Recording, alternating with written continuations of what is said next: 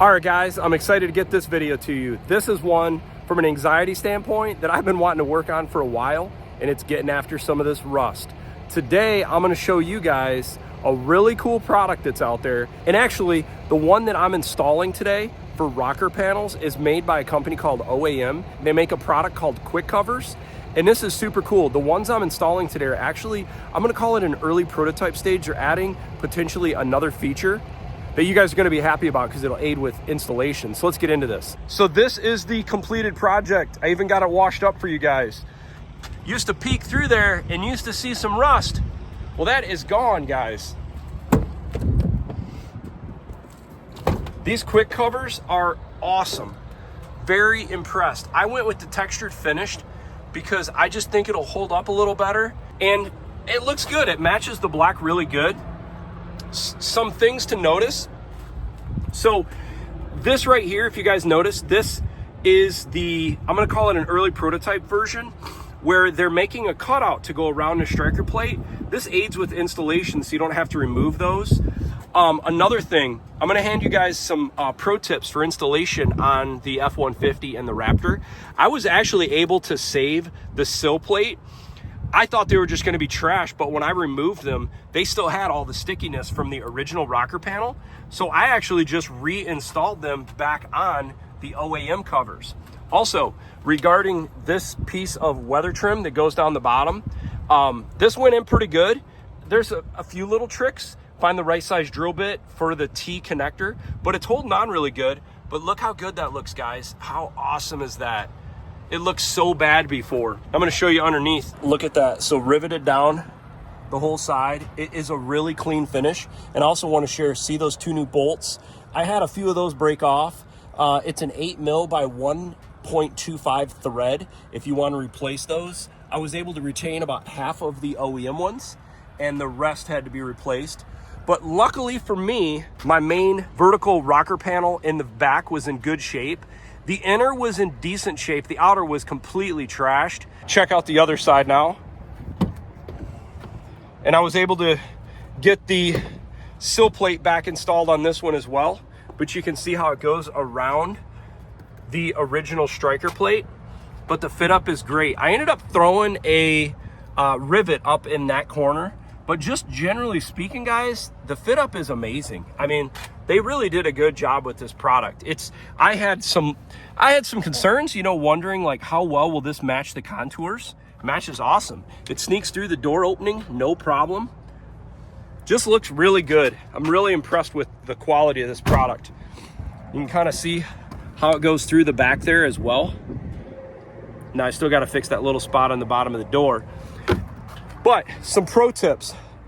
If you're really careful, you can actually save your original sill plate. I just put this one on this morning. You can actually save your original sill plate and put this back on if you peel it up carefully. I was able to do that. Another pro tip. For installing the T-clips that hold on this weather strip, I actually, when I drilled the hole for each of these, I started back here, lined it up to this back corner. That's where I saw the OEM spot was. Once I drilled the hole, you're getting back into sheet metal. I put grease on the tip of the little yellow T-fitting because I wanted to kind of seal these up and just make sure everything was good. So that was pretty easy, and the clips are not that expensive. I think $10 to $15 on Amazon. Another pro tip, when you're installing these things, I put my 3M VHB tape right around this area. And then before you put your VHB tape, it's really important that you want to use an isopropyl alcohol to clean the surface of the plastic as well as the surface of the rocker panel. Anywhere, and up in that corner as well, anywhere where you're gonna use that VHB tape. Then underneath that, I use the grease that you can buy from them to kind of coat a lot of these surfaces where water would kind of get around. I also did the VHB around this location as well, just to kind of hold it in place. I went with the OAM drill bits that they can provide, just the full kit. I'd recommend it, give you a rivet gun and everything. Installation was simple, guys. I mean, you need a day, but like I've never done rocker panels in my life, and I think it was pretty easy. But that's how it works. You can kind of see, and I had a few more bolts break off on that one as well. Why go and replace steel rusted out rockers with more rockers that will rust out down the road? I wanted something that's gonna hold up to these nasty winters. So I've been reading a lot of information on this, and this product is super cool, and I want to try this out on this. So this company makes custom molded rocker panels for lots of different vehicles. Obviously, in this case, for the Raptor Gen 1. And I've been really impressed with the service, talking to these guys. You can kind of see the rust is terrible, guys. Not to downplay it, it's rough. We're going to try and address a lot of this today, at least from the rocker panel. First thing we got to do is pull off these running boards, and then we've got to pull off some different things. Like I've already pulled off the window, the seal there, and then we've got to remove this, and we will put this bad boy on. And the other thing we're going to do in this, I'm going to try to remove and cut out as much open, loose rust, and we're going to treat the surface of some of the other rust. And this was on guidance from the manufacturer. This is a job, guys. So I have cut off the entire flange that went along because it was all shot. And now what I'm doing is cleaning up that surface so that when the new rocker panel attaches, I've got a flat surface, but also I'm trying to remove as much loose rust as possible. And then I'm going to treat the surface everywhere. So I've got a good surface down below. Now I'm just going to treat everything, get everything ready so we can throw the rocker panel on. All right, guys, so this is what the quick covers look like. And you can see it is a customized for every specific cab and vehicle configuration for your vehicle. It covers up, connects all the way down to the rocker panel. There's different ways you can attach this. We're going to go by what the manufacturer recommends, which is by the rivets on the very bottom. And we actually sprung for the rivet gun. They provided the rivet gun and these special bits, which are actually, my understanding, talking to these guys, this is something you probably want to run this type of drill from these guys. The steel is so thick and high strength that it will be tough to drill through. So I'm going with their setup. Also got the cavity wax and the general purpose grease, which once we get this all placed up and we feel good with it, we will coat the different areas that we've already rust inhibited and neutralized the rust with the cavity wax and the grease to kind of seal off so water can't come through. And also what we're trying out on this truck, see this cutout right here? This goes around the striker plate. And this is something they're looking at doing right now. And so it's going to be kind of cool to see how this works versus the other one they had in the past. You have to remove the striker plate. And so the thought was this will help ease the installation where now you don't have to pull off the striker plate for the Supercab door. So let's put these up now and see what they look like. So that's not too hard, guys. So our initial test fit, you do need to remove the kick panel as expected. And I do like how this kind of goes around the striker plate. But look how cool this is. It goes all the way back to the rocker panel. Very, very cool. You can see, and then tucks underneath the front fender here. So what a nice setup. This is really, really nice. So looks great. We're going to now look at the rest of the instructions, treat all of the finishes and the surfaces where we worry about water coming in, and we will do the next steps. I just got this temporary held in place. You can kind of see how on the top side, how it gets sandwiched between the seal that goes around the door. Check that out. Everything you're looking at besides needles, this is rust and pieces we removed. The whole goal was to get rid of anything loose so that we don't have pieces coming loose inside, falling out, because we want a good surface to attach to. Luckily, the inner part of the rocker panel is in great shape. It was just the outer and part of the middle. So I'll be able to keep the structural integrity solid as well. But now we're gonna go to the next step and get this thing attached. So now I got this thing, everything fitting good. The next thing is to secure this from the top flange. I just used what I've got. I'm using 3 different holders on this. I got some just different vice grips, but the whole idea is get this thing where it needs to be, tight on the edges, and then go underneath and you can start your riveting process.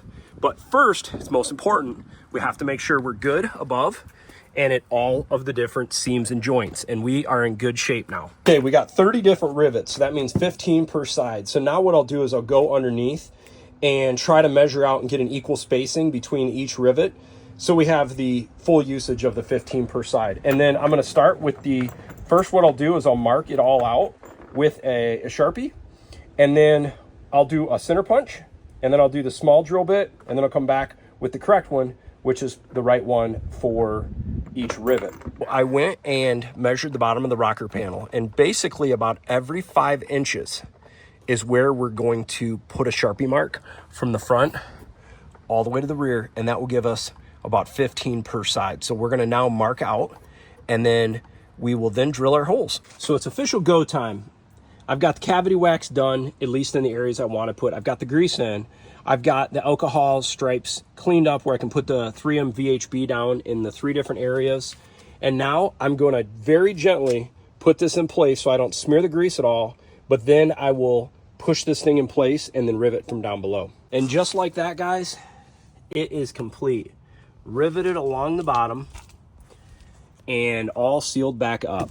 Very cool. This is a really nice piece. I mean, I like how this goes around the striker, and they're still modifying that, but the fact that you don't have to remove the striker is amazing. And that's it, guys. The last step in this whole process now is putting the steps back up and putting the weather stripping. But look how nicely that goes into the rear cab corner. Man, it looks a million times better. So here's a step of the process to getting this weather stripping back underneath this door. We got to drill some holes, no big deal. But finding these clips, most of them broke out. I was only able to save, I think, 4 of 5 of them. Not a big deal. They break like this. I found another brand. These things geometrically look identical. So I'm going to cut those out.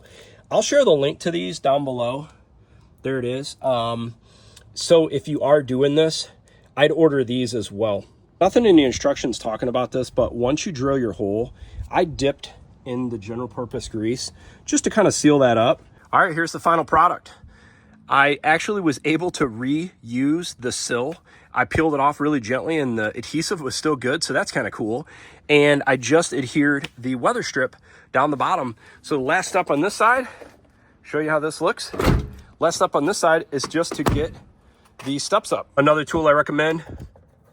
These things are awesome if you don't have them for other projects. Just pop these little, how cool is that? They're nice little tools for interior trim work. Look how bad this rust is, guys. We're gonna cut as much of that rod out as possible. And then we're gonna rust inhibit it. We're gonna cover it, coat it, wax it, and install the new covers. So what's my thoughts on these covers? Well, I think they're great. And considering this is a DIY budget build made where you can do with just regular tools in someone's house, this is easily done by anybody that has any mechanical ability.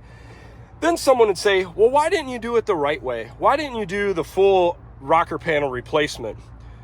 Rocker panel replacement, easily $3,000 to $6,000, easily. And my concern even with that approach is once you start cutting the body metal and the sheet metal, you're talking with aftermarket companies that are making the stampings.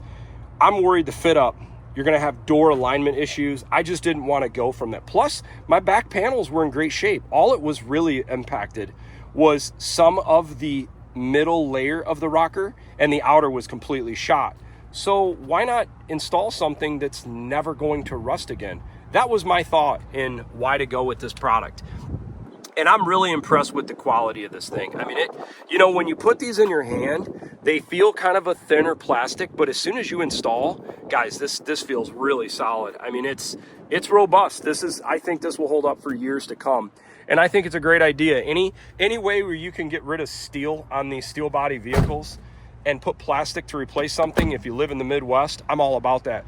Plus, another cool thing that stiffens it up even more, I noticed, is these running boards. The OEM Raptor running boards also kind of stiffen up and provide more strength for that rocker panel. But I would say, guys, I would recommend this product for the money for a DIYer. Man, you can get something like this for less than $600-700, and then you can install it yourself in less than a day versus doing a steel replacement. You could have $5,000-6,000 in a repair, and you still have steel, not plastic. Hey, if you guys enjoyed this video, feel free to give me a thumbs up. And if you'd like it a lot, feel free to subscribe. I hope you enjoy all these Raptor project videos for your F-150 and Gen 1 needs. Thanks for watching.